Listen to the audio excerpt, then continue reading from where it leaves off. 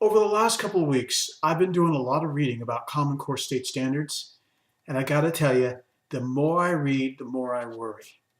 When I read words like, I will not support Common Core state standards, or Common Core state standards is the future, so just deal with it and stop whining, or Common Core state standards is just as destructive as No Child Left Behind, it makes me think that we really haven't learned much over the last 12 years, especially with all the mistakes we've made. And we really, really have to be honest about things.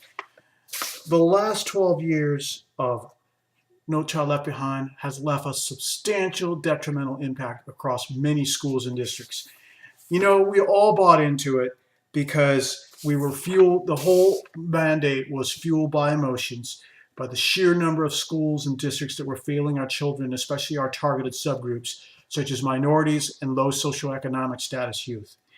However, there were a lot of voices of reason who expressed grave concerns regarding the implications of that mandate. And 12 years later, the realities are we've got curriculum that is prescribed or scripted, leaving very little room for creativity. And in most cases, it's been narrowed down to a curriculum that's a mile wide and an inch deep, especially in mathematics. Let's just get real about the results, too. Many districts have languished in 5+ years of program improvement. Many have made very little substantial wholesale progress towards emerging from sanctions. In many cases, unified school districts have opted their secondary schools out of Title I participation just to avoid sanctions. It's really especially slippery slope when we're talking about large urban and suburban schools with 2,000 or 3,000 students or more. It's really, really crazy.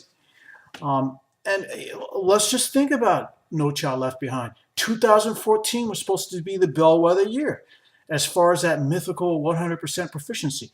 We really have to look in the mirror and ask ourselves and look around, how close did we come to that, or how far off the mark were we? And what does it really say about us? We really have to take a good hard look in the mirror. Okay, so on its face, Common Core state standards is really a bold endeavor to collectively change the face of K-12 public education and align the standards and expectations with some of the essential skill sets of the 21st century. There are some lingering issues, though, some stemming from latent 20th century mindsets that threaten to undermine the wholesale implementation and some semblance of fidelity in terms of philosophical principle. The first thing that comes to mind really is the adequacy of resources. Do we really have adequacy in terms of the resources that are being allocated to fulfill this mandate? That's what happened with No Child Left Behind. A lot of bold ideas and a lot of big words, not a whole lot of money to back it up. The second thing is professional development. Are folks really getting the essential professional skills they need to implement 21st century learning skill sets?